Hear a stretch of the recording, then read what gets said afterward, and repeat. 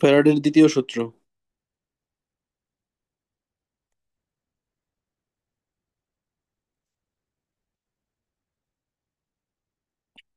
ফ্যারাডের দ্বিতীয় সূত্র হইলো যে, ধরো তুমি তিনটা তিনটা বা একাধিক উম, তুমি ধাতু জমা করবা ক্যাথোডে তড়িৎ বিশ্লেষণের মাধ্যমে। তবে এই ক্ষেত্রে প্রত্যেক জায়গায় তোমার বিদ্যুতের মান সেম, অর্থাৎ এখানে যতটুকু কারেন্ট ব্যবহার করতেছো, এখানে ততটুকু কারেন্ট ব্যবহার করতেছো, এখানে ততটুকু কারেন্ট ব্যবহার করতেছো। তাহলে এই যে জমাকৃত ধাতু ভর ডাব্লু, এটা ওই যেই ধাতু জমা করবা তার আণবিক ভরের সমানুপাতিক, এবং যেই ধাতু জমা করবা ওই ধাতুর এর ব্যস্তানুপাতিক। তাহলে এই দুটোকে একসাথে লেখা যায় W proportional to M divided by E.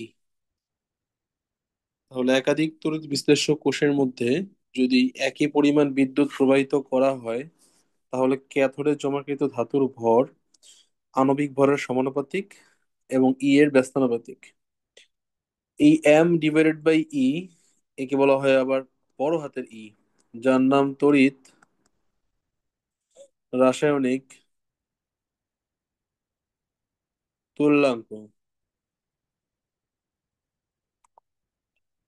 তাহলে ডাব্লু প্রপোর্শনাল টু ই, বা W one divided by E one equals to W two divided by E two. অতএব W one divided by W two equals to E one divided by E two. এটাই হলো ফ্যারাডের দ্বিতীয় সূত্র। তাহলে ফ্যারাডের দ্বিতীয় সূত্র হলো, যদি একই পরিমাণ বিদ্যুৎ একাধিক কোষের মধ্যে প্রবাহিত করা হয়, তাহলে ক্যাথোডে জমাকৃত ধাতুর পরিমাণ এম এর প্রপোর্শনাল আর ই এর ইনভার্সলি প্রপোর্শনাল। ওইখান থেকে ফর্মুলা আসে ডাব্লু প্রপোর্শনাল টু ই। ই হলো রাসায়নিক তুল্যাঙ্ক। এটা তড়িৎ না, এটা বলা হয় রাসায়নিক তুল্যাঙ্ক। তড়িৎ রাসায়নিক তুল্যাঙ্ক হলো জেড, আর ই কে বলা হয় রাসায়নিক তুল্যাঙ্ক। ওইখান থেকে আসে W one by W two equals to E one by E two. এর ম্যাথ আছে, তারপর ফার্স্ট ম্যাথ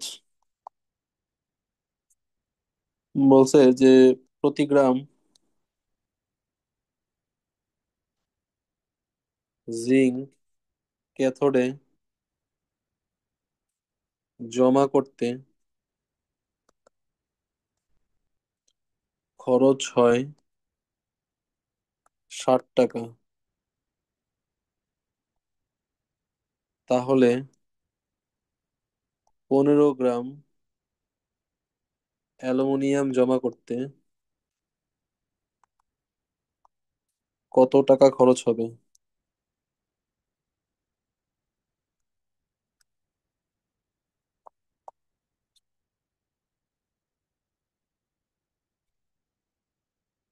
কোশ্চেনটা আসলে এরকম, মানে এখানে খরচটা কেন হচ্ছে, খরচটা হচ্ছে মূলত বিদ্যুৎ খরচ আর কি।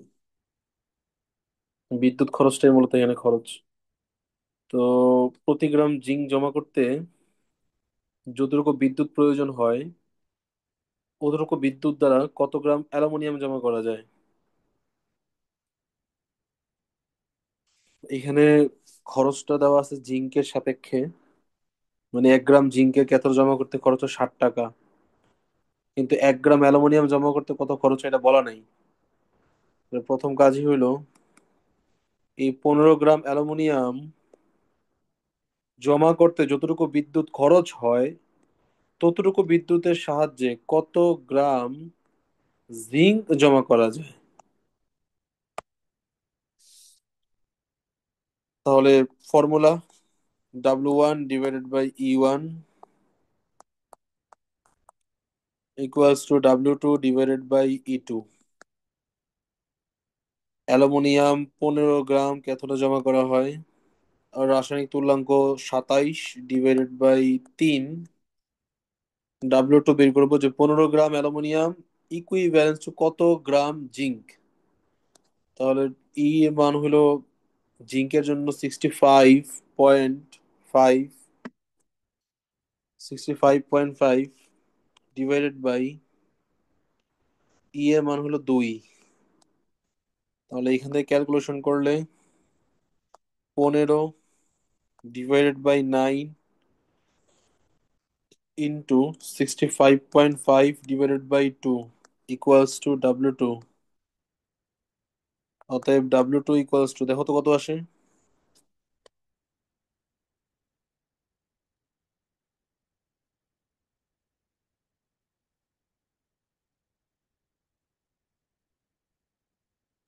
54.58। 54.58 এত গ্রাম।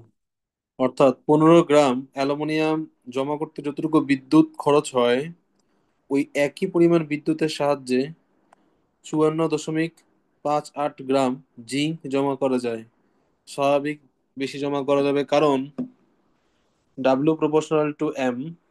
জিঙ্কের 27 আর ওদিকে হইলো জিঙ্কের হইলো 65 আর অ্যালুমিনিয়ামের 27, এদিক দিয়ে জিঙ্ক আগে আছে। আবার W = 1/E, অ্যালুমিনিয়ামের তো 3 আর জিঙ্কের 2, এদিক দিয়েও জিঙ্ক আগে আছে। এই কারণে যতটুকু বিদ্যুতের সাহায্যে 15 গ্রাম অ্যালুমিনিয়াম জমা করা যায়, ততটুকু দিয়ে 54.58 গ্রাম জিঙ্ক জমা করা যায়। আর আমি তো জানি যে 1 গ্রাম জিঙ্ক ক্যাথোডে জমা করতে খরচ হয় 60 টাকা। অতএব 54.58 গ্রাম জিঙ্ক ক্যাথোডে জমা করতে খরচ হয় 7 × 54.58, এত টাকা, ইকুয়ালস টু 382 টাকা। ম্যাথ এটা বুঝছো?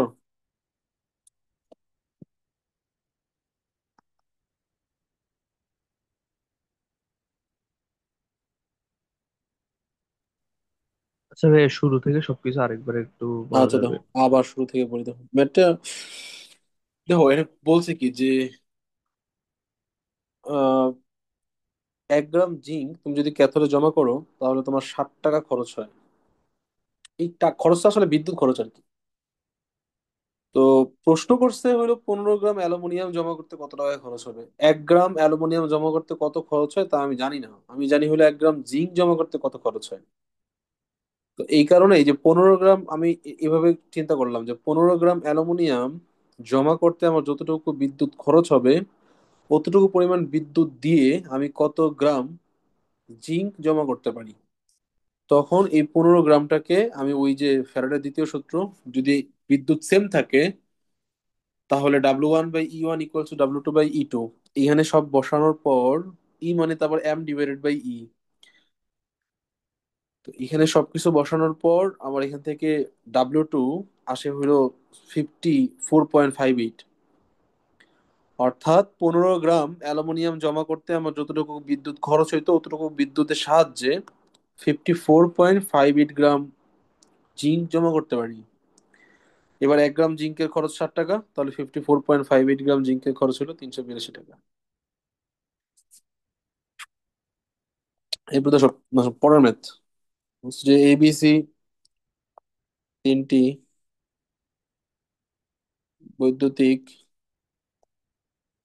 কোষ পরপর সিরিজে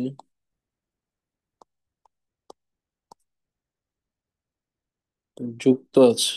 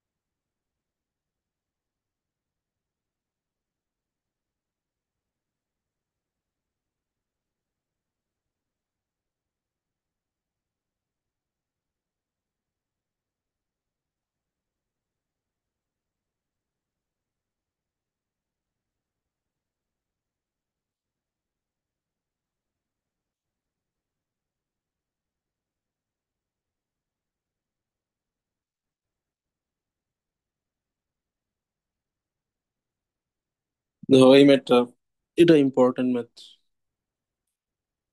বলছে কি যে তিনটা কোষ আছে, তিনটা কোষ হলো সিরিজে যুক্ত আছে। এখন তুমি ফিজিক্সে তো একটা জিনিস পড়ছো যে তিনটা রোধ যদি সিরিজে থাকে, তাহলে এই যে তিনটা রোধ, এই তিনটা রোধের মধ্যে দিয়ে একই পরিমাণ বিদ্যুৎ প্রবাহিত হয়। অর্থাৎ এইখানে যে পরিমাণ বিদ্যুৎ প্রবাহিত হবে, এখানে একই পরিমাণ বিদ্যুৎ প্রবাহিত হবে, এখানেও একই পরিমাণ বিদ্যুৎ প্রবাহিত হবে। তার মানে সিরিজে থাকলে একই পরিমাণ বিদ্যুৎ প্রবাহিত হয়। তাহলে এখানে তিনটা কোষ হলো সিরিজে দেওয়া আছে। তাহলে এই হলো এ কোষ, এই হলো বি, আর এই হলো সি। এবং এই তিনটা আছে হলো সিরিজে, তাহলে ওর মধ্যে যে পরিমাণ কারেন্ট যাবে, ওর মধ্যে একই পরিমাণ কারেন্ট যাবে, ওর মধ্যে একই পরিমাণ কারেন্ট যাবে। প্রশ্ন করছে যে কোষ তিনটিতে যথাক্রমে zinc sulphate, silver nitrate, copper sulphate দ্রবণ আছে। ক্যাথোডে 1.45 গ্রাম জমা না হওয়া পর্যন্ত, সিলভার জমা না হওয়া পর্যন্ত 1.5 এম্পিয়ার বিদ্যুৎ চালনা করা হলো। কত মিনিট বিদ্যুৎ প্রবাহিত করা হয়েছিল? এই কত মিনিট বিদ্যুৎ প্রবাহিত করা হয়েছিল, এটা আসলে ফ্যারাডের ফার্স্ট সূত্রের ম্যাথ, এটা প্রথম সূত্রের ম্যাথ। আর শেষের যে বললো জমা হওয়া কপার এবং জিঙ্কের পরিমাণ কত, এটা সেকেন্ড সূত্রের ম্যাথ। তো ফার্স্ট সূত্রের ম্যাথ ওটা আর করলাম না, ওটার দরকার নেই, ওটা তো নিজেরা পারবাই। তাহলে সেকেন্ডটা করি, যে জমা হওয়া কপার এবং জিঙ্কের পরিমাণ কত। যেহেতু একই পরিমাণ বিদ্যুৎ প্রবাহিত হচ্ছে, তো এটা হলো ধরলাম সিলভার, এটা ধরলাম কপার, এটা ধরলাম জিঙ্ক। সিলভার জমা হয়েছে 1.45 গ্রাম। বিদ্যুৎ যেহেতু সেম, 1.45 গ্রাম সিলভার জমা হইলে প্রশ্ন হইলো কপার কতটুকু জমা হবে আর জিঙ্ক কতটুকু জমা হবে। তাহলে কপারটা ক্যালকুলেশন করি। W1 divided by E1 equals to W2 divided by E2। কপারের জমাকৃত হওয়া সিলভারের জমা হওয়া হলো 1.45, আর সিলভারের হলো আণবিক ভর 108। তাহলে ভাগ করব, সিলভারের এর মান হলো 1। W2 ডিভাইডেড বাই, কপারের বের করতেছি, 63.5। কপারের তৈল সংখ্যা হলো 2। তাহলে সব মান যদি এখান থেকে বসাও, W2-র মান আসবে হলো 0.426 গ্রাম। এবার হচ্ছে জিঙ্কেরটা বের করি। তো W1 divided by E1 equals to W3 by E3। 1.45 silver জমা হয়, সিলভারের আণবিক ভর 108, এর মান 1। W3 ডিভাইডেড বাই জিঙ্কের 65.4, জিঙ্কের তুল্য সংখ্যা 2। তাহলে W3 মান আসে 0.439 গ্রাম। এই ম্যাথটা বুঝছো?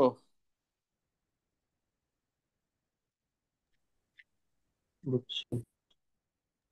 একটু আবার বলুন তো।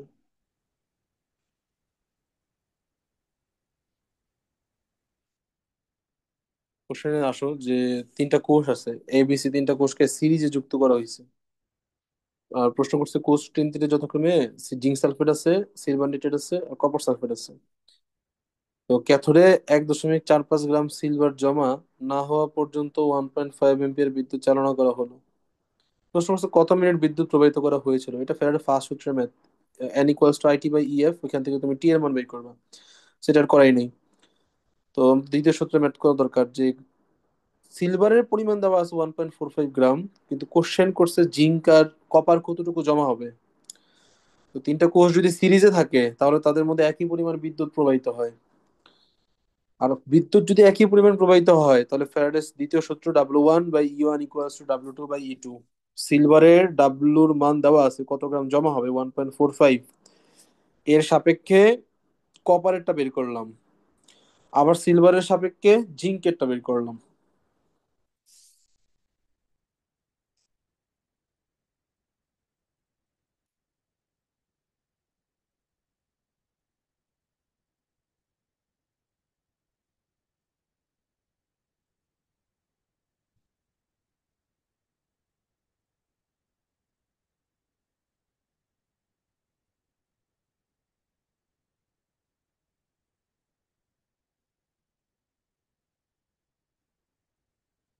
আচ্ছা, এরপরে আসো পরের ম্যাথ। যদি প্রশ্ন কঠিন করে বোর্ডে, তাহলে এই যে ম্যাথটা করাবো এটা দিতে পারে। এটাই লাস্ট ম্যাথ, তড়িৎ বিশ্লেষ্য কোষ থেকে।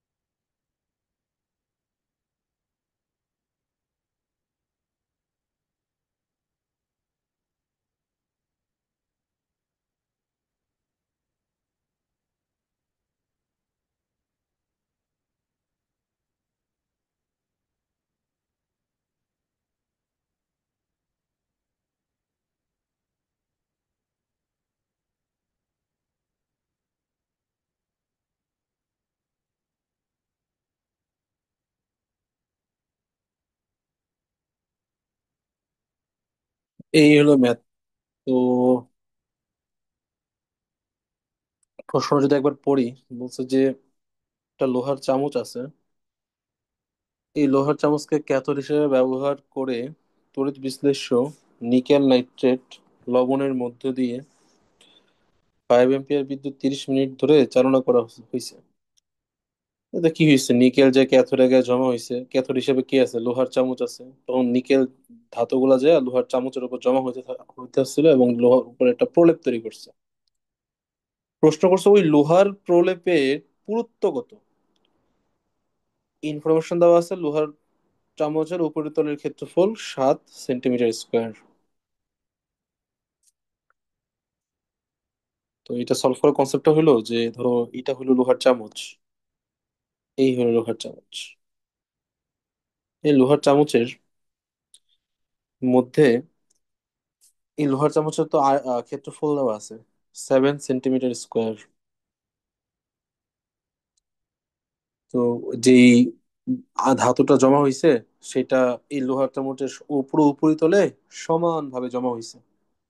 তাহলে ওই যে লোহা, নিকেল নিকেল, জমাকৃত নিকেল, এই নিকেল যে লোহার চামচের উপর জমা হয়েছে এবং একটা পুরুত্ব তৈরি করছে, তাহলে এই জমাকৃত নিকেলের আয়তন হবে হইলো ক্ষেত্রফল। আয়তন মানে কি? ক্ষেত্রফল ইন্টু উচ্চতা। তাহলে ক্ষেত্রফল হলো 7 সেন্টিমিটার স্কোয়ার ইন্টু যতটুকু পুরু হইছে সেই পুরুটা ধরলাম হলো এইচ। এটা হলো আয়তন, নিকেলের আয়তন, যতটুকু নিকেল জমা হইছে লোহার চামচের উপর। আচ্ছা, এইতর পর্যন্ত কি বুঝছো?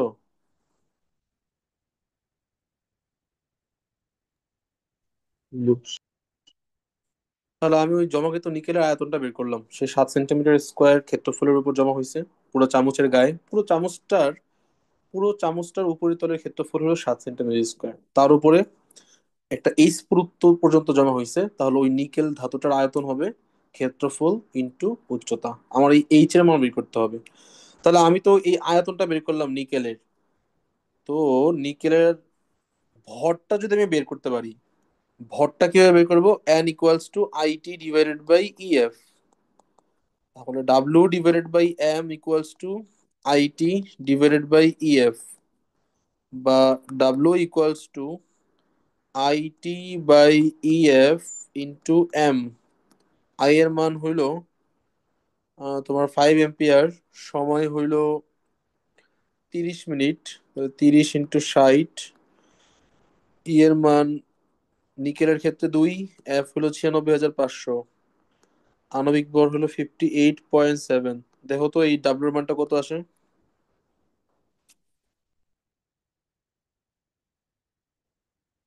2.74 গ্রাম।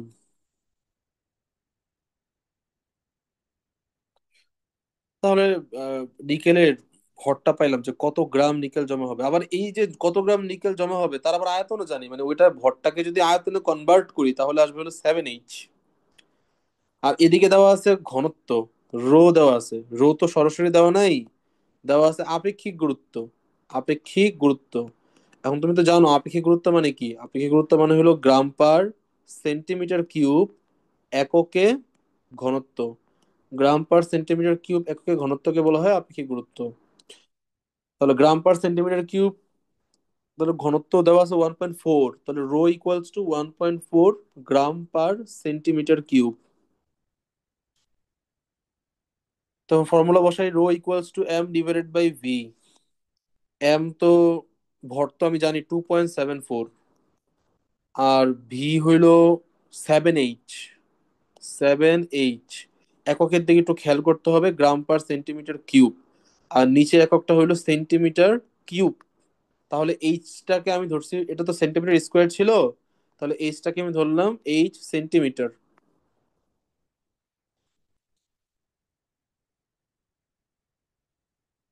ও আচ্ছা, এম এর জায়গায় আমি আবার এর ঘনত্বের একক বসাইলাম কেন? এম এর একক তো হইলো গ্রাম, ভি এর একক সেন্টিমিটার কিউব, আর রো এর একক হইলো আহ, আচ্ছা এটা একটু কনভার্ট করে নেই, এই পাশে করে নেই। আমার ভি ইকুয়ালস টু আসে M divided by rho. M হইলো 2.74 গ্রাম, 2.74 গ্রাম। আর রো হইলো 1.4 গ্রাম পার সেন্টিমিটার কিউব। কাটাকাটি করলে দেখো তো 2.74 কে 1.4 দ্বারা ভাগ করলে কত আসে?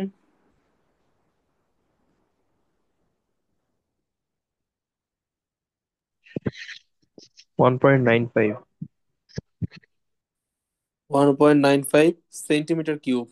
আবার এই ভি এর জায়গায় আমি লিখতে পারি, এই যে একটু আগে দেখলাম যে আয়তনটা হলো ক্ষেত্রফল ইন্টু উচ্চতা, তাহলে 7 × 8। অতএব H equals to 1.95 divided by 7। দেখো তো কত আসে? 0.28। 0.28 সেন্টিমিটার। তো এটাই আনসার। ম্যাথ যদি কঠিন করে তাহলে এটা আসতে পারে, কখনো আজ পর্যন্ত বোর্ডে আসে নাই, তবে আমার মনে হচ্ছে আসবে। এখন তো কোশ্চেন কঠিন করে। এটা বুয়েটে 3 বার আসছে, 3 বার আসছে বুয়েটে। বোর্ডে কখনো আসতে দেখি নাই, তবে আসতে পারে। এটা ম্যাথটা তো এত আরেকবার দেখি। কঠিন না। হ্যাঁ, এটা অত কঠিন না, সলভ করলে কঠিন না, কিন্তু তুমি যদি ফার্স্ট টাইম করতে যেতে দেখতে এটা আসলে কঠিন। এই ম্যাথ বুয়েট ভর্তি পরীক্ষায় আসছিল, আমরা যে বছর পরীক্ষা দিয়েছিলাম 2018 সালে। হ্যাঁ, আমার মোটামুটি সময় লাগছিল ওটা সলভ করতে, যদিও রিপিট কোশ্চেন ছিল। এর আগেও বুয়েটে 2 বার আসছে, আসছিল, কিন্তু আমি ওটা দুইটা কোয়েশ্চেন করি অনেক নাই। বড়। কোশ্চেন বড়, মানে ফার্স্ট টাইম ফেস করলে কঠিন। যেমন আমার ক্ষেত্রে আমি বুয়েটের প্রিভিয়াস এর কোশ্চেন সলভ করি নাই। না, আমি কখনোই অ্যাডমিশন টেস্টে প্রিভিয়াস এর কোশ্চেন কখনোই সলভ করি নাই। মানে এটার অনেক বড় ভুল সিদ্ধান্ত ছিল আর কি জীবনে, কারণ অ্যাডমিশনে প্রচুর কোশ্চেন রিপিট হয়। তো এই জন্য আমি আমি কোনোটাই সলভ করি নাই, প্রিভিয়াস সলভ করি নাই, এই জন্য আমি অনেক ঝামেলায় পড়ছিলাম আর কি। ঢাকা ভার্সিটি তো 3-4টা কোশ্চেন রিপিট হয়েছিল কেমিস্ট্রিতে, এর মধ্যে আবার দুটো ভুল হয়েছে। হ্যাঁ, তো রিপিট হয়, প্রচুর রিপিট হয়। আমি রিপিট কোশ্চেন পড়ি নাই এডমিশনে, মানে কোনো ইয়ারেরই পড়ি নাই। এই জন্য আমার কাছে এটা ফার্স্ট টাইম ছিল, কিন্তু কারোর কাছে এটা ফার্স্ট টাইম ছিল না। এটা তো এর আগে বইটা আর দুইবার আসছিল আমাদের আগেও। এই জন্য ঝামেলা ছিল আর কি। বাট একবার যদি করা থাকে, নেক্সট টাইম করতে গেলে এটা লাগবে, 1 মিনিটও লাগবে না আর কি। কিন্তু ফার্স্ট টাইম জীবনে ফেস করলে তখন এটা আসলে কঠিন ম্যাথ, চিন্তা করার ম্যাথ। আচ্ছা, তো কোশ্চেন কঠিন করলে এটা আসতে পারে। হ্যাঁ, তো ফুল লোহারটা আমার সিলেবাসে কি কোশ্চেন ইজি করবে না কঠিন করবে? কঠিন করবে, কঠিন করবে। এখন কোশ্চেন আমি তো পড়াই, আমি জানি। ওই এসএসসি তে দেখলাম যে অনেক কঠিন কোশ্চেন করে। 25-24 এই 2 বছরের কোশ্চেন দেখলাম অনেক স্ট্যান্ডার্ড। তারপরে এইচএসসি কোশ্চেন দেখলাম যে একটা চেঞ্জ আনছে আর কি, মানে ভালোই কঠিন কোশ্চেন করছে। এবার এইচএসসি কোশ্চেন দেখলাম কঠিন করছে।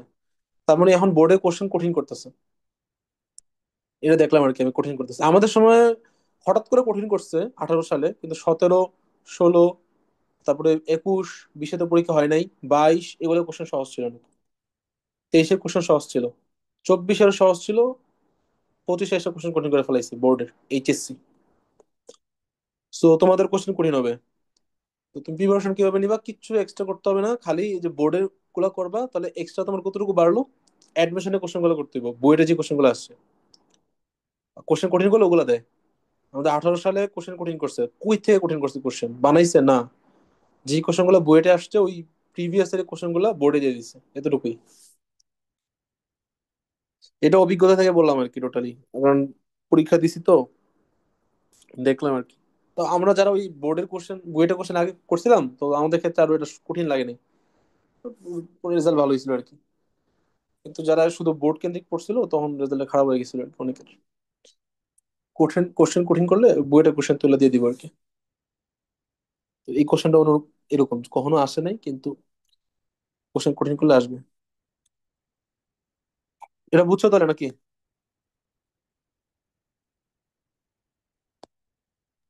বুঝছো? ম্যাথ আর নাই, ম্যাথ শেষ। আহ এবার যে, আচ্ছা, এটা পুরো নোটটা আমি তোমার দিয়ে দিব, মানে একবারে করে দিব আর কি। ওর মধ্যে আমি তো ওই আজকে শেষ হয়ে যাবে চ্যাপ্টার এটা। কিছু জিনিস আছে যেটা তোমার নিজের পড়তে হবে, আমি বলে দেবো কোনটা নিজের পড়তে হবে আর কোনটা ইয়ে করতে হবে, মানে নিজে দেখতে হবে। ওগুলো আমি পড়াবো না, কারণ ওগুলো ইম্পর্টেন্ট না, পরীক্ষা আসবে না। তবে আসার চান্স হলো 5% আসে। 30টা কোশ্চেন করলে, 40টা কোশ্চেন করলে তুমি একটা পাবা। তো এবং ওগুলো আবার বোঝানোর কিছু নাই, মুখস্থ কর, মানে মুখস্থ রাখতে হয়। তো কোনগুলো, এগুলো আসবে সামনে, একটু পরে আসবে। যখন একটা, এখন একটা আসবে আর কি। এগুলো সব আমি একসাথে করে দেবো, নোটের মধ্যে থাকবে। মানে মার্চ যখন করবো এগুলো ছবি তুলে অ্যাড করে দেবো। আচ্ছা, এখন দেখো তোমার হলো ওই ম্যাথ তো শেষ, ফার্স্ট পার্টের ম্যাথ শেষ। তো এখন ওই শুরুতে আমি শুরু যখন করছিলাম তখন রিয়েকশন দিয়ে শুরু করছিলাম, যে একটা তড়িৎ বিশ্লেষক কোর্স ছিল। এটা তড়িৎ বিশ্লেষণ করলে কি কি রিয়েকশন হয়, অ্যানোডে কি রিয়েকশন হয় আর ক্যাথোডে কি রিয়েকশন হয়। তো আমি একটা দেখছিলাম, গলিত সোডিয়াম ক্লোরাইড, গলিত সোডিয়াম ক্লোরাইড। তো গলিত পটাশিয়াম ক্লোরাইড হলে কি হবে, গলিত সোডিয়াম ফ্লোরাইড হইলে কি হবে, গলিত সোডিয়াম ব্রোমাইড হলে কি হবে, সব একই রকম। তাহলে গলিতর সবকিছু একই রকম। এবার আসে হলো, আমি এবার গলিত নিব না, আমি এবার সোডিয়াম ক্লোরাইড দ্রবণ নিব। তাহলে সোডিয়াম ক্লোরাইড দ্রবণ মানে হলো, এখানে সোডিয়াম ক্লোরাইড আছে আর তার সাথে পানি আছে, আমি পানিতে দ্রবীভূত করছি। এর তড়িৎ বিশ্লেষণ করব। তাহলে সোডিয়াম ক্লোরাইড দ্রবণ, পটাশিয়াম ক্লোরাইড দ্রবণ, পটাশিয়াম নাইট্রেট দ্রবণ, পটাশিয়াম সালফেট দ্রবণ, সব একই রকম। এর আবার এভাবে প্রকাশ করা হয়, সোডিয়াম ক্লোরাইড যে অ্যাকুয়াস, মানে পানির মধ্যে দ্রবীভূত করা হয়েছে। আর আগেরটা যেটা ছিল ওটা ছিল সোডিয়াম ক্লোরাইড গলিত, তো এটাকে এভাবে প্রকাশ করা হইতো, সোডিয়াম ক্লোরাইড লিকুইড।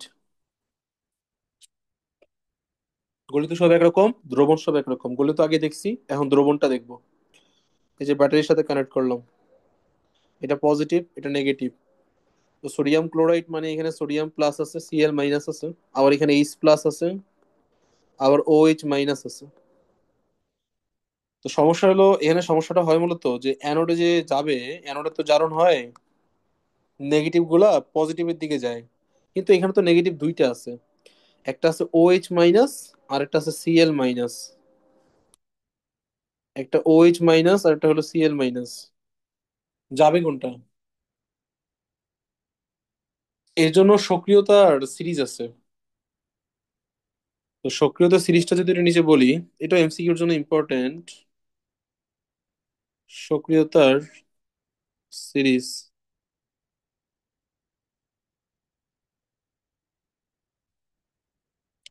একটা ধাতুর জন্য আর একটা হলো অ্যানায়নের জন্য। ধাতুর জন্যটা ফার্স্টে লিখি।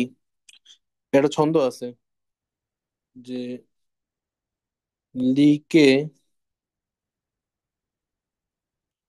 বা কানার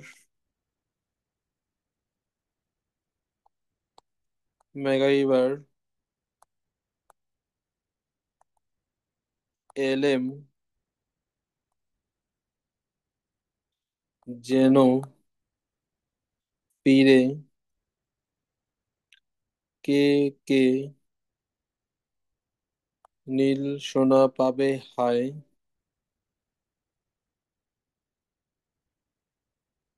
কুলাঙ্গার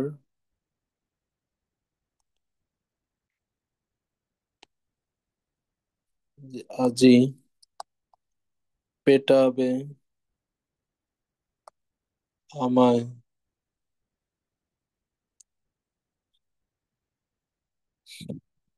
lithium, potassium, barium, calcium, Nadia sodium, magnesium, aluminium, manganese, zinc, iron, cadmium, cobalt,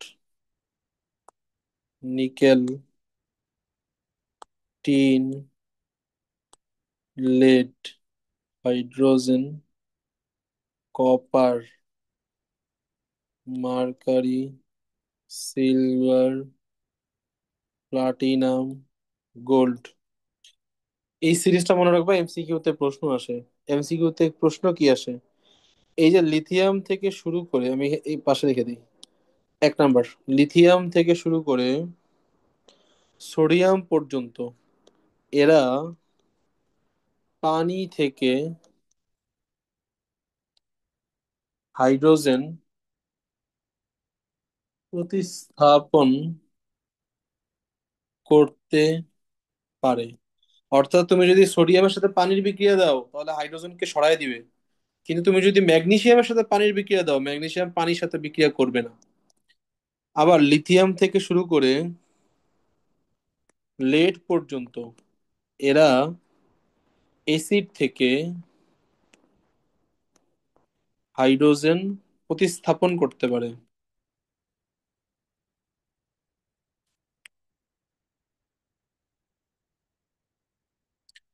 3 number, হাইড্রোজেনের নিচের ধাতুগুলা হাইড্রোজেন প্রতিস্থাপন করতে পারে না। প্রতিস্থাপন করতে পারে না, কোথাও থেকেই পারে না। তো তোমাদের প্রশ্ন আসবে যে আহ, নিচের কোন ধাতুটি লৌহ স্থিরের সাথে বিক্রিয়া করে না? তাহলে উত্তর হবে হাইড্রোজেনের নিচে যে ধাতুগুলো আছে কপার, মার্কারি, সিলভার, এরা হলো হাইড্রোজেনের সাথে বিক্রিয়া করে না, মানে এসিডের সাথে বিক্রিয়া করে না। পানির সাথে বিক্রিয়া করে না নিচের কোনটি? তখন এই লিথিয়াম থেকে সোডিয়ামের বাহিরে যা থাকবে তারা কেউই পানির সাথে বিক্রিয়া করে না। আচ্ছা, আরেকটা জিনিস হলো, এটা তো গেল হলো তোমার ধাতুর জন্য। এবার আসো ধাতুর সক্রিয়তা সিরিজের ক্ষেত্রে উপর থেকে নিচে গেলে সক্রিয়তা কমে। হুম, সো উপর থেকে নিচে গেলে সক্রিয়তা কমে। সক্রিয়তা কমে। আবার সরাসরি প্রশ্ন আসে যে নিচের কোনটি, কোন ধাতুটি বেশি সক্রিয়, এই প্রশ্ন আসে। মানে এটা এমসিকিউর জন্য ইম্পর্টেন্ট। তো এটা তো ধাতুর জন্য পড়লাম না, এবার আসো ক্যাটায়ন। ক্যাটায়নের ক্ষেত্রে ক্যাটায়নের সক্রিয়তা হবে ধাতুর সক্রিয়তার উল্টো। তাহলে ক্যাটায়নের সক্রিয়তা হবে ধাতুর সক্রিয়তার উল্টো। যে সিরিজটা পড়লাম এটার উল্টায় দিলেই ক্যাটায়নের সক্রিয়তা হয়ে যাবে এবং সবগুলো তখন ক্যাটায়ন হয়ে যাবে। এবার আসে অ্যানায়ন। তাহলে অ্যানায়নের মধ্যে এটা মনে রাখবে এইভাবে, নাসায় নাসায় নাসায় কোলাবেং আজ হাসে। না দিয়া নাইট্রেট, সাই দিয়া সালফেট, কোনা দিয়া ক্লোরিন, ব্যাং দিয়া ব্রোমিন, আজ দিয়া আয়োডিন, হাসে দিয়ে OH। এবং উপর থেকে নিচে আসলে সক্রিয়তা কমে। তাহলে এবার সক্রিয়তা যেহেতু শিখছো, এবার সেই কোশ্চেনে ফিরে আসো যে এই যে অ্যানোড। তাহলে অ্যানায়নের মধ্যে অ্যানায়নের মধ্যে দুইটা অ্যানায়ন আছে, একটা হলো OH আর একটা হলো ক্লোরিন। তাহলে সক্রিয়তা বেশি কার? সক্রিয়তা বেশি হলো ক্লোরিনের। সো ক্লোরিনের সক্রিয়তা যেহেতু বেশি,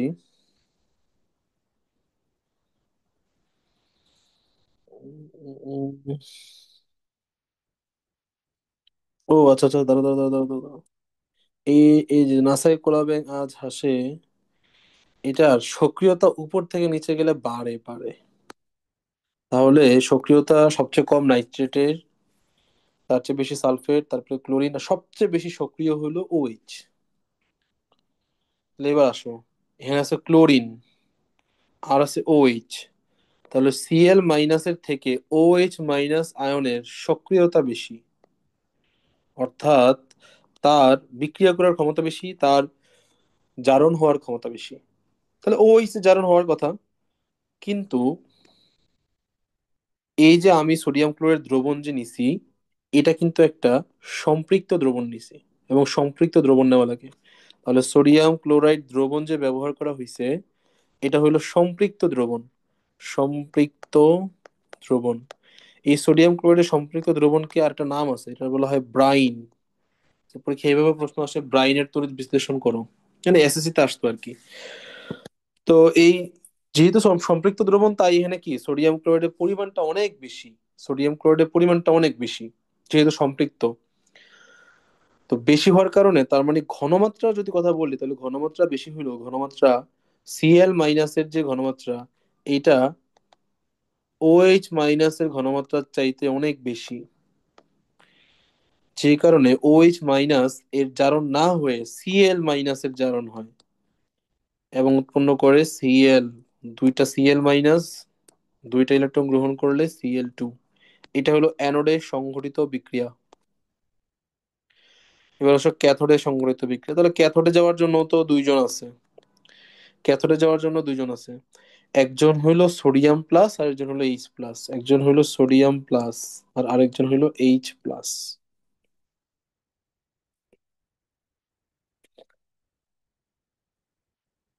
তো এই ক্ষেত্রে যাই হলো তোমার H+। H+ ক্যাথোডে গেলে ইলেকট্রন গ্রহণ করে উৎপন্ন করে হাইড্রোজেন। দুইটা H+, দুইটা ইলেকট্রন গ্রহণ করে উৎপন্ন করে H2। এটা হলো ক্যাথোডের সংঘটিত বিক্রিয়া। তো পরীক্ষায় প্রশ্ন আসে যে সোডিয়াম ক্লোরাইড, আচ্ছা তো অ্যানোডে গেল ক্লোরিন, ক্যাথোডে গেল হাইড্রোজেন, তাহলে বাকি রইলো কে? একদিকে বাকি রইলো সোডিয়াম প্লাস আর ওদিকে বাকি রইলো OH-। এরা তখন উৎপন্ন করে সোডিয়াম হাইড্রোক্সাইড, যেটা পাত্রে থাকে। তাহলে এখানে তিনটা প্রশ্ন আসে। প্রথমত, সোডিয়াম ক্লোরাইড দ্রবণের তড়িৎ বিশ্লেষণ করলে অ্যানোডে কোনটি উৎপন্ন হয়? উত্তর হইল তোমার Cl2। ক্যাথোডে কোনটি উৎপন্ন হয়? উত্তর হলো H2। পাত্রে কোনটি উৎপন্ন হয়? উত্তর হলো সোডিয়াম হাইড্রোক্সাইড। এগুলো এই তিনটা কোশ্চেন এমসিকিউ তে আসে, মানে এখান থেকে এমসিকিউ তে প্রশ্ন আসে। রিটেনে ম্যাথ আসবে, যে ম্যাথ করাইলাম আগে।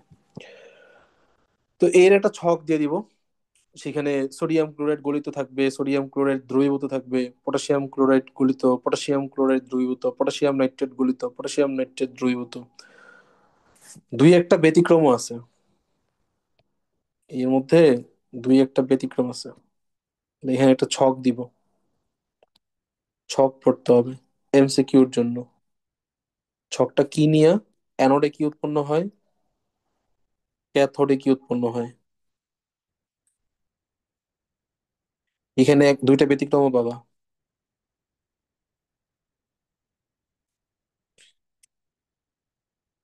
আচ্ছা, ছকটা থেকে এমসি কোশ্চেন আসতে পারে আর কি। এই পার্ট, ফার্স্ট পার্ট শেষ। তড়িৎ বিশ্লেষক কোর্সের মধ্যে কোনো প্রবলেম আছে কিনা বলো, তাহলে তড়িৎ রাসায়নিক কোর্স শুরু করবো।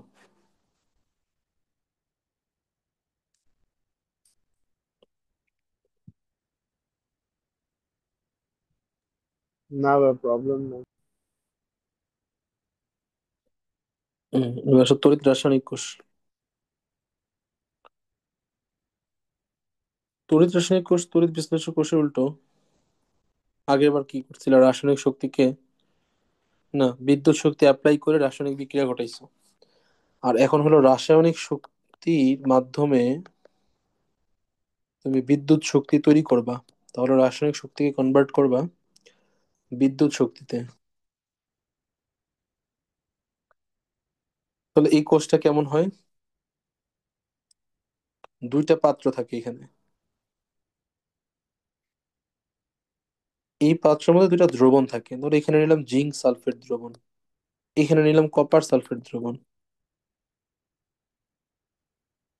যার দ্রবণ নেওয়া হবে তার দণ্ড তথা তড়িৎদ্বার ওই দ্রবণে ডুবানো থাকবে। তাহলে এটা হবে জিঙ্কের তড়িৎদ্বার। আর এটা যেহেতু কপার সালফেটের দ্রবণ, তাহলে এটা হবে কপারের তড়িৎদ্বার। এরপর এদেরকে একটা তার দ্বারা কানেক্ট করে দিতে হবে, আর এদের মাঝে একটা তার দ্বারা কানেক্ট করে দিতে হবে, আর এদের মাঝে কিছু একটা দিতে হবে যে বিদ্যুৎ প্রবাহিত হচ্ছে কিনা। ধরুন আমি এখানে একটা বাল্ব দিয়ে দিলাম, এটা একটা বাল্ব, যদি বিদ্যুৎ প্রবাহিত হয় তাহলে বাল্বটা জ্বলে উঠবে, আর বিদ্যুৎ প্রবাহ বন্ধ হয়ে গেলে বাল্বটা নিভে যাবে। এই হলো একটা তড়িৎ বিশ্লেষ্য কোষ। কিভাবে ঘটে বিক্রিয়া, কিভাবে হয়, বিদ্যুৎ কেমনে তৈরি হয়। এই যে জিঙ্ক দণ্ড, এই জিঙ্ক কি করে দুইটা ইলেকট্রন দান করে, দান করে তৈরি করে জিঙ্ক 2+।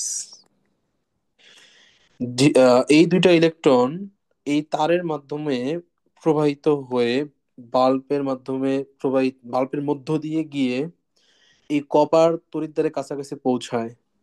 তখন কপার 2+ দ্রবণে থাকা কপার 2+ সেই দুইটা ইলেকট্রনকে গ্রহণ করে কপার তৈরি করে। উপরের বিক্রিয়াটা জারণ, তাই উপরেরটা হলো অ্যানোডের বিক্রিয়া। নিচের বিক্রিয়াটা বিজারণ, তাই এটা হলো ক্যাথোডের বিক্রিয়া। আর যদি দুইটা বিক্রিয়া যোগ করি এটা হলো সামগ্রিক বিক্রিয়া। তাহলে সামগ্রিক বিক্রিয়া দ্বারায় জিঙ্ক+কপার 2+, জিঙ্ক 2+ প্লাস কপার, এইভাবে চলতে থাকে। বাল্বটা জ্বলতে থাকে, বিদ্যুৎ প্রবাহ অব্যাহত থাকে। কিন্তু এখানে একটা সমস্যা আছে। সমস্যা হলো জিঙ্কটা তো ইলেকট্রন দান করে জিঙ্ক 2+ হচ্ছে, দ্রবণে চলে যাচ্ছে। তাহলে তো কন্টিনিউয়াসলি যেই আমার জিঙ্ক দ্বন্দ্বটা আছে এটা আস্তে আস্তে ক্ষয় হইতে থাকবে। আর কপার সালফেটের এখানে কপার তো জমা হইতে থাকবে। তো এটা ততক্ষণ চলতে থাকবে যতক্ষণ জিঙ্ক শেষ না হয়ে যায়। আরেকটা জিনিস হলো এই যে জিঙ্ক যে দ্রবণে জিঙ্ক 2+ আকারে চলে যাচ্ছে, তো এখানে প্লাসের পরিমাণটা অনেক বাড়তেছে। আবার ডান পাশে যেহেতু কপার চলে যাচ্ছে, সালফেটের পরিমাণ বাড়তেছে, তখন মাইনাসের পরিমাণ বাড়তেছে। তো বাম পাশের জিনিসটা এমন হবে, যেহেতু দ্রবণে প্রচুর প্লাস তৈরি হয়ে গেছে, পরবর্তী জিঙ্ক 2+ যখন দ্রবণে আসতে চাইবে তখন এই প্লাস গুলা জিঙ্ক 2+কে বিকর্ষণ করবে। আবার এখানে যেহেতু প্রচুর নেগেটিভ তৈরি হয়ে গেছে, কাজেই তারা আর চাইবে না কোনো কপার চলে যাক, তাহলে তো আরো বেশি নেগেটিভ তৈরি হয়ে যাবে। অর্থাৎ কোষটা তখন বন্ধ হয়ে যাবে। এই সমস্যার সমাধান করার জন্য এখানে ব্যবহার করা হয় লবণ সেতু। এবং লবণ সেতুতে একটা লবণ ব্যবহার করা হয়, ধরো KCl। তো যখন এদিকে বাম পাশে পজিটিভ বেড়ে যায় তখন ওই লবণের নেগেটিভটা এসে প্রশমিত করে, আর ডান পাশে যখন নেগেটিভ বেড়ে যায় তখন লবণের পজিটিভটা এসে প্রশমিত করে। এভাবে দীর্ঘক্ষণ যাবত বিদ্যুৎ প্রবাহ পাওয়া যায়। যাই হোক, এগুলো 9-10 আসতো, ইন্টারমিডিয়েট আসবে না। ইন্টারে ম্যাথ আসবে, এগুলো 9-10 এগুলো এগুলো বিস্তারিত বিবরণ দেওয়া লাগতো, বিক্রিটিকে লেখা লাগতো। তোমাদের আসবে হলো ম্যাথ। তাহলে ম্যাথের দিকে যাওয়ার জন্য এই যে সামগ্রিক বিক্রিয়াটা যে দেখলাম, এটাকে প্রকাশ করা হয় এবং এটাকে বলা হয় কোষ সংকেত। কোষ সংকেত। তোমাদের এরকম এই কোষ সংকেত আকারে কোশ্চেন থাকবে আর কি। তুমি কোষ সংকেত দেখা বুঝতে হবে কি হচ্ছে না হচ্ছে। কোষ সংকেত কিভাবে লিখে, এটা লেখার নিয়ম হইলো, এই যে জিঙ্ক ছিল, জিঙ্ক থেকে হইলো জিঙ্ক 2+। বিক্রিয়া বলে দিবে, আমরা বিক্রিয়া ছাড়া আমি কোষ সংকেত লিখতে পারবো না। কোষ সংকেত লেখার জন্য আমার বিক্রিয়া লাগবে। আবার কোষ সংকেত থেকে আমি বিক্রিয়া তো যাইতে পারবো, বিক্রিয়া থেকে কোষ সংকেতে আসতে পারবো। তোমার মূলত বিক্রিয়াটা লাগবে, কিন্তু তোমার পরীক্ষায় বিক্রিয়া সরাসরি থাকবে না, কোষ সংকেত থাকবে। কোষ সংকেত থেকে তুমি এই লাইনটা লিখতে হবে তোমার, তারপর তোমার ম্যাথ করতে হবে। তাহলে এটাকে লেখা হয় জিঙ্ক জিঙ্ক থেকে তৈরি হয়েছে জিঙ্ক 2+। মাঝখানে ডাবল দাগ দেবা, এটা লবণ সেতু। কপার 2+ ছিল, এই কপার 2+টা কনভার্ট হয়েছে কপারে। এই হলো কোষ সংকেত। ধরো তোমার পরীক্ষার হলে, আচ্ছা থাক এটা আগে শেষ করি। তো এই যে কোষ সংকেত করলাম, আর এখান থেকে কোশ্চেন কি আসবে, এইখান থেকে তোমার প্রশ্ন আসবে। একটা এরকম কোষ সংকেত দেওয়া থাকবে, দিয়ে কোশ্চেন করবে যে এই কোষের ইনট জিঙ্ক/জিঙ্ক 2+। ফিজিক্সে পড়ছো তড়িৎচালক শক্তি বা ভোল্টেজ, বিভব। তো এই যে জিঙ্ক থেকে জিঙ্ক 2+, এটা তো হইলো জারণ, হইলো এটা বলা হয় জিঙ্কের জারণ বিভব। আবার ইনট কপার/কপার 2+/কপার, এরকম তো বিজারণ হইলো, এটা বলা হয় কপারের বিজারণ বিভব। আর ই নট এটা বলা হয় কোষ বিভব। কোষ বিভব, তোমার এই কোষ বিভবের মানটাই বের করতে হবে। এই কোষ বিভবের একটা ফর্মুলা আছে, ইনট সেল ইকুয়ালস টু অ্যানোড, যেখানে হয় অক্সিডেশন, প্লাস ইনট ক্যাথোড, যেখানে হয় রিডাকশন। তাহলে উপরের যে বিক্রিয়া আছে তার জন্য আমি লিখতে পারি অ্যানোডে কি হয়, জিঙ্ক থেকে জিঙ্ক 2+ হয় জারণটা, প্লাস বিজারণটা কি হয়, কপার 2+/কপার। এখন তোমার কোশ্চেনে এই মানগুলা দেওয়া থাকবে। ধরো তোমার কোশ্চেনে বলা আছে ইনট জিঙ্ক/জিঙ্ক 2+। ধরো তোমার কোশ্চেনে বলা আছে যে E naught zinc zinc 2+ equals to 0.76 volt, আর E naught copper copper 2+ equals to -0.34 volt. দুইটারই জারণ বিভব দেওয়া আছে। তো বসাও জিঙ্ক/জিঙ্ক 2+, 0.76 ভোল্ট। কিন্তু আমার তো কপার/কপার 2+ দেওয়া, কিন্তু আমার তো উল্টাটা লাগবে, কপার 2+/কপার লাগবে। সেমই হবে, শুধু চিহ্নটা চেঞ্জ হবে। তাহলে প্লাস ইনট কপার/কপার 2+ যদি -0.34 হয়, তাহলে ইনট কপার 2+/কপার এর মান হবে 0.34। তাহলে বসাই দিই 0.34, আসবে 1.10 ভোল্ট। এই হলো ম্যাথ, এই ম্যাথের পরীক্ষা আসবে, এখন কয়েকটা ম্যাথ করব। আবার একটু ঘুরে ম্যাথটা দিতে পারে, কিরকম, যে এই ইনট সেল এটা যদি জিরোর চাইতে ছোট হয়, তাহলে ওই বিক্রিয়াটি অস্বতঃস্ফূর্ত, অর্থাৎ নিজে নিজে ঘটে না। আর ইনট সেল যদি জিরোর চেয়ে বড় হয়, তাহলে বিক্রিয়াটি স্বতঃস্ফূর্ত, অর্থাৎ নিজে নিজে ঘটে।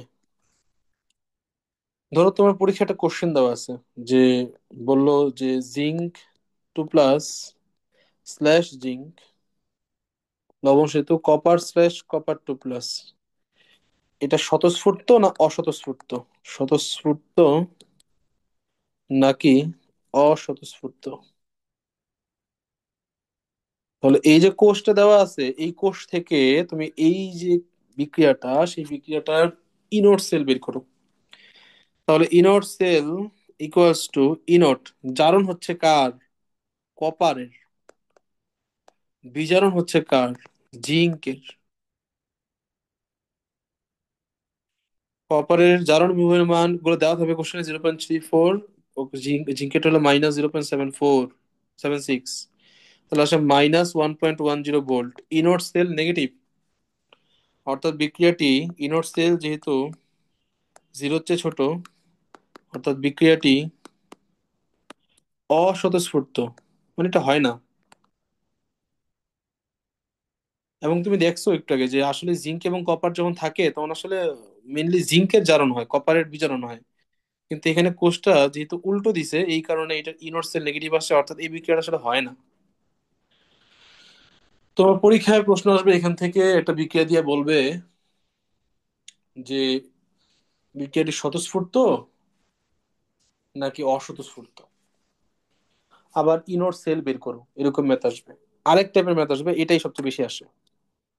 সৃজনশীল তো এই ক্রিয়েটিভ ম্যাথটাই বেশি আসে। এটা ক্রিয়েটিভ ম্যাথ, কেমন একটু দেখাই। ম্যাথটা এরকম থাকে, যেটা পাত্র থাকে, বলে দেয় ধরো এই পাত্রটা হইলো জিঙ্কের পাত্র। প্রশ্ন করে যে এখানে কপার সালফেট দ্রবণ রাখা যাবে কিনা, রাখা যাবে কি না।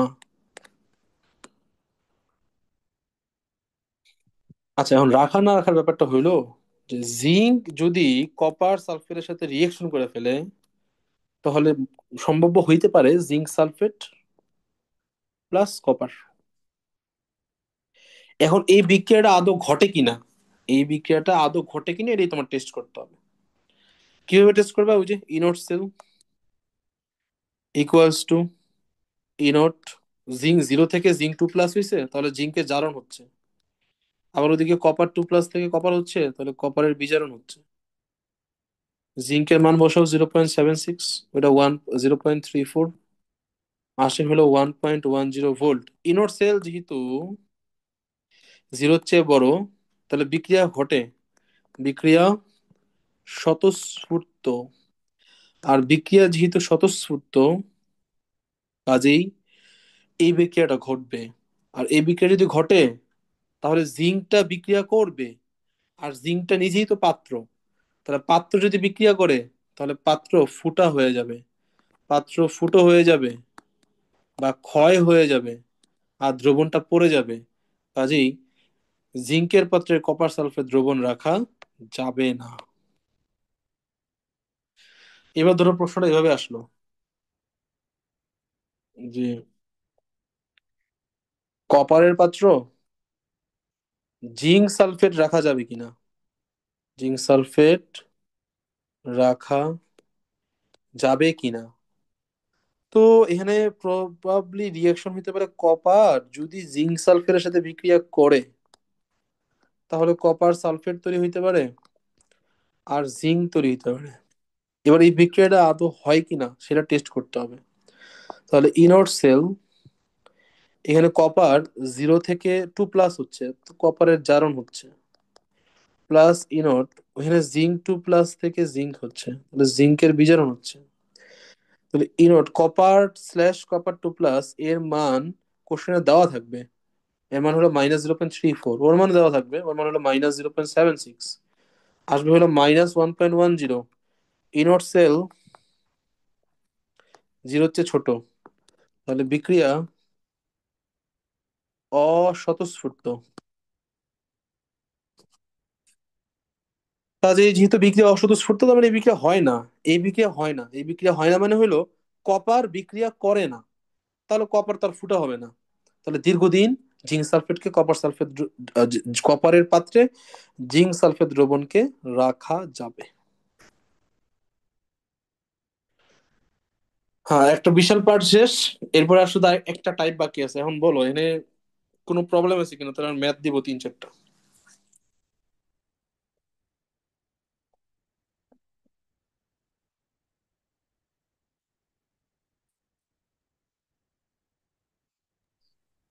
ভাই আপনি একটানা শেষ করে যান। আরেকটা সিপিইউ ক্লাস নিই, ওইখানে ম্যাথ করাবে। আচ্ছা, এমনিতে যা পড়লাম বুঝছো তো নাকি? বুঝছি। তো তোমার ঠিক আছে, তাহলে ওখানে ম্যাথ করাবো না। তো তোমার এইখানে হইলো ওই সেম ম্যাথই একদম হুবহু, খালি চেঞ্জ হলো জিঙ্ক সালফারের জায়গায় অন্য একটা থাকবে আর কপার সালফারের জায়গায় অন্য একটা থাকবে। আচ্ছা, এরপরে আসো। এই গেল, আর একটা টাইপ বাকি আছে। এটা হলো, দেখো আমি বারবার নট কথাটা বলতেছি, বারবার আমি শুধু নট কথাটা বলতেছি, যে ই নট, তারপর E naught cell, E naught zinc slash zinc two plus, এই যে নট, এটা বলা হয়। তো একটু আগে তো ধরো যে আমি লিখছিলাম যে ই নট সেলকে বলা হয় কোষ বিভব, এবং শুরুতে লিখলাম না যে ই নট সেলকে বলা হয় কোষ বিভব। এই যে, তো এই যে ইনোড সেলকে কোষ বিভব না, আরো স্পেসিফিক্যালি বললে ইনোড সেলকে বলা হয় প্রমাণ কোষ বিভব। ইনোড সেল মানে হলো প্রমাণ কোষ বিভব। তো এই প্রমাণ অবস্থার একটা কন্ডিশন আছে। কন্ডিশন হলো এই যে নট, এটা বলা হয় প্রমাণ অবস্থা। প্রমাণ অবস্থা। তো কোষের ক্ষেত্রে প্রমাণ অবস্থা বলতে বোঝায় 25 degree Celsius temperature, 1 atmosphere pressure, আর 1 মোলার কনসেন্ট্রেশন। প্যাচ লাগানো যাবে না। গ্যাসের ক্ষেত্রে প্রমাণ অবস্থা বলতে বোঝায় 0 ডিগ্রি সেলসিয়াস টেম্পারেচার আর 1 atm প্রেসার, যার আমরা এসটিপি বলি। আর কোষের ক্ষেত্রে প্রমাণ অবস্থা বলতে বোঝায় 25 degree Celsius temperature, 1 atm pressure আর 1 মোলার কনসেন্ট্রেশন, ঘনমাত্রা। এই তিনটার কোনো একটা যদি লঙ্ঘন হয়ে যায়, তাহলে ওইটার আর প্রমাণ অবস্থা বলে না। সেই ক্ষেত্রে যেই তুমি ই সেল পাবা, এর বলা হয় শুধু কোষ বিভব। যে কোনো অবস্থায় কোষ বিভব। এই যে কোনো অবস্থায় কোষ বিভব এর মানটা তুমি কিভাবে বের করবা? এর জন্য একজন বিজ্ঞানী আছে, তার নাম হলো নার্নস্ট।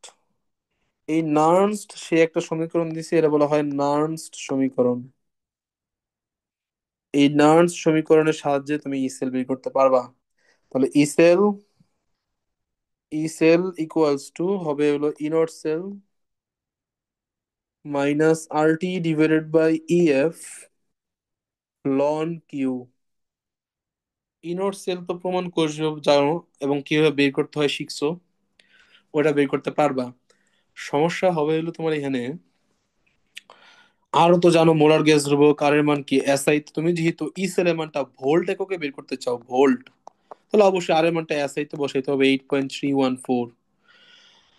টেম্পারেচার তো জানোই কেলভিন এককে হয়। তাহলে সমস্যা হবে কোথায়? সমস্যা হবে ই এর মানে, আর সমস্যা হবে কিউর মানে। কিউ বলতে বোঝায় বিক্রিয়া অনুপাত, বিক্রিয়া অনুপাত। আর ই মানে হলো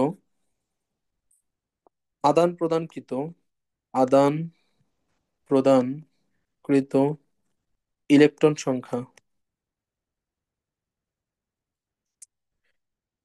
তো ই হলো আদান প্রদানকৃত ইলেকট্রন সংখ্যা, আর কি হলো বিক্রিয়া অনুপাত। কেমনে বের করবে? একটা রিয়েকশনের সাহায্যে দেখি। ধরো তোমার একটা কোষ দেওয়া আছে এরকম, একটা দেখবো ভালো মতো দেখবো, এটাই সবচেয়ে কঠিন, তাহলে সবগুলা এমনিই পারবা। মানে এটাই সবচেয়ে কঠিন ই এবং কিউ বের করার জন্য। এরকম ধরো কোষটা অ্যালুমিনিয়াম স্ল্যাশ অ্যালুমিনিয়াম 3+, এই হলো লবণ সেতু, জিঙ্ক 2+ স্ল্যাশ জিঙ্ক। এর জন্য কিউর মান বের করবো আর ই এর মান বের করবো। নার্নস্টের ম্যাথ গুলো পরীক্ষা আসে এই একটা কারণে, সবাই ই এর মানে ভুল করে আর কিউর মানে ভুল করে। তো তুমি কিভাবে বের করবা? তুমি এই যে কোষ সংকেত থেকে তুমি বিক্রিয়াটা লেখো আগে। বিক্রিয়া এই 3 লাইন তোমার লিখতেই হবে। সব ক্ষেত্রে নার্নস্টের সকল ম্যাথের ক্ষেত্রে লিখতে হবে, না তো তুমি তো ই এবং কিউর মান বের করতে পারবে না। এখানে বলতেছে যে অ্যালুমিনিয়াম থেকে অ্যালুমিনিয়াম 3+ হয়েছে, তাহলে অ্যালুমিনিয়াম সে 3টা ইলেকট্রন দান করছে, আর হয়েছে ছিল অ্যালুমিনিয়াম 3+। আর ওদিকে ছিল জিঙ্ক 2+। এই জিঙ্ক 2+ সে হলো 2টা ইলেকট্রন দান করছে, গ্রহণ করছে। গ্রহণ করে সে হইছে হলো জিঙ্ক। এই, তুমি এই দুটো রিয়াকশনকে যোগ করতে পারবা না, কারণ ইলেকট্রন সংখ্যা ব্যালেন্স করা নাই। তাহলে ব্যালেন্স করতে হবে, উপরের রিয়াকশনটাকে 2 দ্বারা গুণ করো, তাহলে উপরের রিয়েকশনকে 2 দ্বারা গুণ করলে 2, এটা হবে 3 দুগুণা 6, আর এটা হবে 2। নিচের ইকুয়েশনটাকে 3 দ্বারা গুণ করো, তাহলে এটা হবে 3, 3 দুগুণা 6, এদিকে আসলে হইলো 3। এবার যোগ করা যাবে, 2টা অ্যালুমিনিয়াম প্লাস 3টা জিঙ্ক, 2 প্লাস, আর এদিকে হলো 2টা অ্যালুমিনিয়াম 3 প্লাস, প্লাস 3টা জিঙ্ক। তাহলে ই এর মান কত? আদান প্রদানকৃত ইলেকট্রন সংখ্যা 6, তাহলে ই এর মান 6। এবার আসলে কিউ এর মানটা কিভাবে বের করবা? কিউ হলো বিক্রিয়া অনুপাত, কেপিকেসি যে পড়ছো ওই কেপিকেসির কিউ। কেপিকেসি হয় সাম্য অবস্থায়, আর বড় হাতের কিউ এটা হয় যে কোনো অবস্থায়। সূত্র কি ছিল? উৎপাদ ডিভাইডেড বাই বিক্রিয়ক। তাহলে কিউর ফর্মুলা হবে উৎপাদ বাই বিক্রিয়ক। উৎপাদে কি আছে? উৎপাদে আছে হলো অ্যালুমিনিয়াম আর জিঙ্ক। তো কেপিকেসির মধ্যে পড়ছো, কেপিকেসি হয় খালি শুধুমাত্র কিসের? ঘনমাত্রা আর আংশিক চাপ। এখন জিঙ্ক তো সলিড, যারা সলিড হয় তাদের তো আংশিক চাপ নাই, যারা সলিড হয় তাদের তো ঘনমাত্রাও নাই। তাহলে সলিড যারা, এদের শুধুমাত্র কিউ প্রযোজ্য হবে না, বাকিদের ক্ষেত্রে আবার হবে। কাদের ক্ষেত্রে হবে কিউ? গ্যাসের ক্ষেত্রে হবে, মানে আংশিক চাপ থাকলে, চাপ থাকলে সেটা নিবা, আর ঘনমাত্রা থাকলে নিবা। কিন্তু সলিড যারা, সলিডের তো, সলিড ধাতু যারা সলিড, তাদের তো আংশিক চাপও নাই, তাদের ঘনমাত্রাও নাই, এই জন্য তারা কাউন্ট হবে না। তাহলে অ্যালুমিনিয়াম আছে উপরে উৎপাদ, উৎপাদ হিসেবে অ্যালুমিনিয়াম আছে 3 প্লাস, সামনে সহগ আছে 2, এটা হয়ে যাবে পাওয়ার, আর নিচে হবে বিক্রিয়ক জিঙ্ক 2 প্লাস, সামনে সহগ আছে 3, এটা হয়ে যাবে পাওয়ার। কোশ্চেনে অ্যালুমিনিয়াম 3 প্লাসের ঘনমাত্রা দেওয়া থাকবে, কোশ্চেনে জিঙ্ক 2 প্লাসের ঘনমাত্রা দেওয়া থাকবে। বাস কিউ ই সব মান অনে বসাই দিলে তুমি ই সেলের মানটা পেয়ে যাবে। বুঝছো?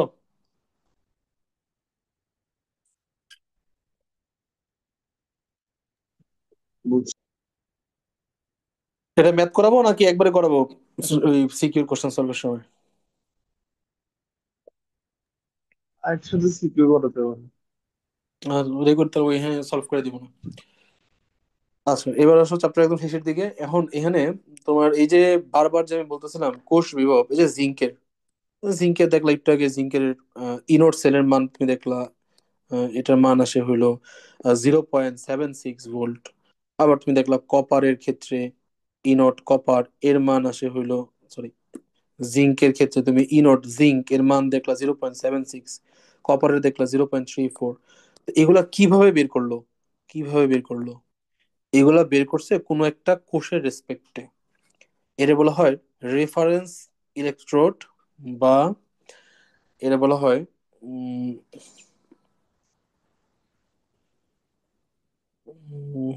রেফারেন্স, আচ্ছা, এর বলা হয় রেফারেন্স, রেফারেন্স ইলেকট্রোড।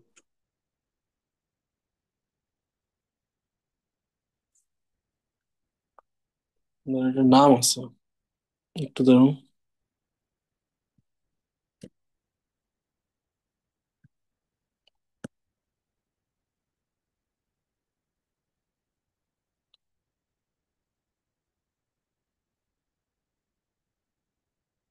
আচ্ছা, এর বলা হয় নির্দেশক তড়িৎদ্বার, নির্দেশক তড়িৎদ্বার। এর সাহায্যে সকল এই পৃথিবীতে যত উম, তড়িৎদ্বার আছে, যেমন জিঙ্ক কপার, এদের জারণ বিভব বা বিজারণ বিভব বের করা হয়েছে এই নির্দেশক তড়িৎদ্বারের সাহায্যে। এটা আবার দুই ধরনের আছে, একটা হলো হাইড্রোজেন তড়িৎদ্বার, আর একটা হলো ক্যালোমেল তড়িৎদ্বার। ক্যালোমেল তড়িৎদ্বার, হাইড্রোজেন তড়িৎদ্বারকে মুখ্য তড়িৎদ্বার বলা হয়, আর ক্যালোমেল তড়িৎদ্বারকে বলা হয় গৌণ। কারণ হাইড্রোজেনের সাপেক্ষে আবার ক্যালোমেলকে করা হয়। হাইড্রোজেনের E naught H slash H plus, এটা কি হাইড্রোজেনের জারণ বিভব, এটার মান হলো 0। আবার E naught H plus slash H, hydrogen তো এইচ হয় না, H2 হয় আর কি সবসময়। তো এটা আবার কি বিজারণ, এটার মান হলো 0। কিন্তু ক্যালোমেলের ক্ষেত্রে এর একটা মান আছে, ইনোট, ক্যালোমেলের ক্ষেত্রে এক এক সময় এক একটা মান হয়, এটা নির্ভর করে কয়েকটা জিনিসের উপর, টেম্পারেচারের উপর নির্ভর করে, প্রেশারের উপর নির্ভর করে। সো দেখবা যে বই এমসিকিউ তে লেখা আছে যে এত টেম্পারেচার এত প্রেসারে তার মানটা কত হবে দেখো, 0.17 বা 0.18 এরকম। তাহলে মুখ্য হইলো যার সাপেক্ষে সবগুলো করা হয়, আর এর সাপেক্ষে ওই ক্যালোমেল তড়িৎদ্বারকে করে তারপরে ক্যালোমেলের সাহায্যে আবার সবাইকে করা হয়। অর্থাৎ এই দুইটা তড়িৎদ্বারের সাহায্যে বাকি যে তড়িৎদ্বার গুলো আছে, এতে জারণ বিভব এবং বিজারণ বিভব বের করা হয়। এদের বলা হয় নির্দেশক তড়িৎদ্বার। এখান থেকে কি পড়তে হবে? এখান থেকে পড়তে হবে গঠন, অর্থাৎ এই হাইড্রোজেন তড়িৎদ্বারকে কিভাবে গঠন করা হয়, ক্যালোমেল তড়িৎদ্বারকে কি কি উপাদান নিয়ে গঠন করা হয়, গঠন পর্ব চিত্র সহ। 2 নম্বর পড়তে হবে হলো বিক্রিয়া, যে তার সে যখন, দেখো এই যে ক্যারামেল তড়িৎদ্বার, ধরো তুমি এই যে হাইড্রোজেন তড়িৎদ্বারের কথাই যদি বলি, তাহলে এটাকে কিভাবে ব্যবহার করা হয় দেখো। এই যে হাইড্রোজেন তড়িৎদ্বার, হাইড্রোজেন তড়িৎদ্বারে ভোল্টেজ কিন্তু মানে বিভব কিন্তু 0 ধরা হয়। তো এই এই পাশে ধরো তুমি জানো না জিঙ্কের বিভব কত, জিঙ্কের জারণ বিভব কত তুমি জানো না, তাহলে এর এর সাথে কানেক্ট করে দাও। তাহলে এখানে তুমি একটা ভোল্টেজ পাবা, তাহলে এখানে একটা ভোল্ট মিটার কানেক্ট করে দাও। তুমি দেখবা যে এখানে ভোল্ট মিটার রিডিং দিচ্ছে 0.76 ভোল্ট। তো তুমি তো জানো যে এই হাইড্রোজেনের কোনো ভোল্টেজ নাই, তাহলে পুরো যে আমি ভোল্টেজটা পাচ্ছি 0.76, এটা কার? জিঙ্কের। কারণ হাইড্রোজেনের তো 0। এভাবে জিঙ্কের জারণ বিভব বের করা হয়। আবার বিজারণ বিভব তো এই ক্ষেত্রে, তাহলে এই ক্ষেত্রে জিঙ্ক তো হইলো জারণ হইলো, তাহলে জারণ হইলো জিঙ্ক হইলো অ্যানোড, তাহলে হাইড্রোজেন তো এই ক্ষেত্রে হইলো ক্যাথোড। আবার ধরো তুমি হাইড্রোজেন তড়িৎদ্বারের সাহায্যে তুমি কপারেরটা বের করতে চাও, তাহলে এটা ধরো সেই কপার, এরকম কানেক্ট করলা, এখানে তুমি একটা ভোল্ট মিটার দিয়ে দিলা, তুমি দেখলা ভোল্ট মিটার রিডিং দিচ্ছে 0.34, আর হাইড্রোজেনের তো 0। তাহলে পুরো রিডিংটা কপারের জন্য, কপারের তো কি হয়, কপারের বিজারণ হয়। তাহলে কপারের যদি বিজারণ হয়, তাহলে এটা হলো ক্যাথোড, তাহলে সেই ক্ষেত্রে এটা হবে হলো অ্যানোড। তাহলে এখানে রিয়েকশন 2 ধরনের পাবা, হ্যাঁ, বিক্রিয়া হলো একটা হলো অ্যানোড হিসেবে বিক্রিয়া, একটা হলো অ্যানোড হিসেবে, আর আরেকটা হলো ক্যাথোড হিসেবে, ক্যাথোড হিসেবে বিক্রিয়া। আর 3 নম্বর হলো যেটা আমি বললাম, এটাই মানে উম, এরকম কোশ্চেন হইতে পারে যে হাইড্রোজেন তড়িৎদ্বারের সাহায্যে জারণ বিভব এবং বিজারণ বিভব নির্ণয় করো। তখন হাইড্রোজেনের সাহায্যে আমি জিঙ্ক নিলে সেটা হবে হাইড্রোজেন এক ক্যাথোড হিসাবে কাজ করবে এবং আমি জিঙ্কের জারণ বিভব পাবো। আবার হাইড্রোজেনকে অ্যানোড হিসাবে নিলে আমি কপারের বিজারণ বিভবের মান নির্ণয় করতে পারবো। এই 3টা কোশ্চেন আসে, তাহলে 3টা কোশ্চেন, এক হলো গঠন, 2 হলো বিক্রিয়া অ্যানোড হিসাবে ক্যাথোড হিসাবে, আর 3 হলো হাইড্রোজেন তড়িৎদ্বারের সাহায্যে বা ক্যালামিন তড়িৎদ্বারের সাহায্যে জারণ বিভব এবং বিজারণ বিভব নির্ণয় কিভাবে করে, যেটা এই যে আমি মাত্র বললাম। এরপরে হলো ব্যাটারি। ব্যাটারি থেকে পড়বা হলো লিথিয়াম ব্যাটারি। লিথিয়াম ব্যাটারি, এখান থেকে পড়বা হলো গঠন প্লাস বিক্রিয়া। এখানে বিক্রিয়া কি, চার্জিং অবস্থায় কি হয় আর ডিসচার্জিং অবস্থায় কি হয়। এই তো, চ্যাপ্টার শেষ। আর যদি চাও হাইড্রোজেন ফুয়েল সেল দেখতে পারো। গঠন, বিক্রিয়া, ম্যাথটা শেষ করার পরে যা কিছু বললাম এগুলো কিছুই পরীক্ষায় আসে না। তবে 30টা সৃজনশীল করার পরে তুমি একটা সৃজনশীল হয়তো পাবা, হাইড্রোজেন তড়িৎদ্বারের গঠন প্রণালী এবং বিক্রিয়া লেখো। হয়তো আরো 30টা কোশ্চেন সলভ করার পরে তুমি পাবা ক্যালামেল তড়িৎদ্বারের, এটা 30টা না, এটা 40-50টা পরে পাবা। ক্যালামেল তড়িৎদ্বার তো ইম্পর্টেন্ট না, তো হাইড্রোজেন তড়িৎদ্বারটা বেশি ইম্পর্টেন্ট, অ্যাটলিস্ট এটা পড়বা।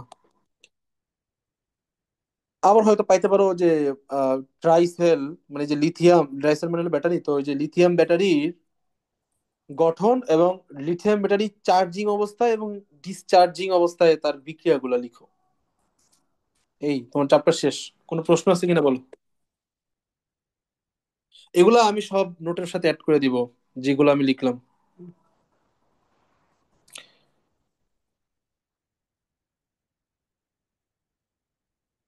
কোনো প্রশ্ন আছে এই চ্যাপ্টারে?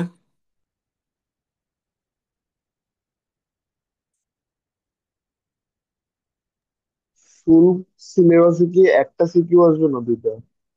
একটা একটা আসবে, পুরো চ্যাপ্টার থেকে একটা আসবে। বলে দিই আমি কোনটা আসবে। এই তড়িৎ বিশ্লেষ্য কোষ থেকে আসবে, আর তড়িৎ রাসায়নিক কোষ থেকে আসবে। এই 7-8 বছর যাবত এই দেখে আসতেছি। ঠিক আছে, আর এগুলা যেগুলা দিলাম এগুলা টেস্ট পেপারে খুঁজে এই কোশ্চেন কোশ্চেন আসছে আর কি। তুমি যখন টেস্ট পেপার খুলবা তখন তুমি বুঝতে পারবা। রিসেন্ট দেখলে আবার হবে না, কারণ এগুলা যে শেষের যেগুলা লিখলাম, এই যে লেস ইম্পর্টেন্ট টপিক, এগুলো শর্ট সিলেবাসে ছিল না। তুমি যদি 19 সালের টেস্ট পেপার দেখো তখন তুমি দেখবা 19 সালে তো ফুল সিলেবাস ছিল, আমাদের সময় 18 সালে ফুল সিলেবাস ছিল। তখনের কথা বলতেছি আর কি, যে 30টা সৃজনশীল পরে হয়তো ড্রাই সেল আসছে, মানে ব্যাটারি আছে। আবার 20-30টা সৃজনশীল পরে হয়তো প্রমাণ কোষ, হাইড্রোজেন তড়িৎদ্বার আছে, নির্দেশক তড়িৎদ্বার আছে। এরকম আর কি, মানে এগুলো অত ইম্পর্টেন্ট না। পরীক্ষা একবার দুইবার আসছে, দুইবার তিনবার আসছে, এই কারণে আর কি বললাম আর কি পড়ার জন্য। যদি সময় থাকে তাহলে পড়বে আর কি।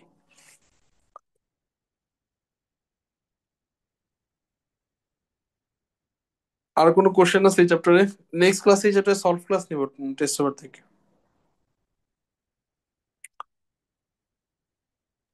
ক্লাসগুলো ইউটিউবে আপলোড করি। হ্যাঁ, করে দিব। আজকে করে আপলোড করে দিব। আর এই যে এই চ্যাপ্টারটার নোটটা একসাথে মার্চ করে, এই ব্যাটারি ট্যাটারি, হাইড্রোজেন ফুয়েল সেল, প্রোমানাইজেন, এগুলো বইয়ের থেকে ছবি তুলে একসাথে অ্যাড করে আমি দিয়ে দিতেছি, রাতের মধ্যে দিয়ে দিতেছি। ঠিক আছে, আজকে এই পর্যন্ত থাক।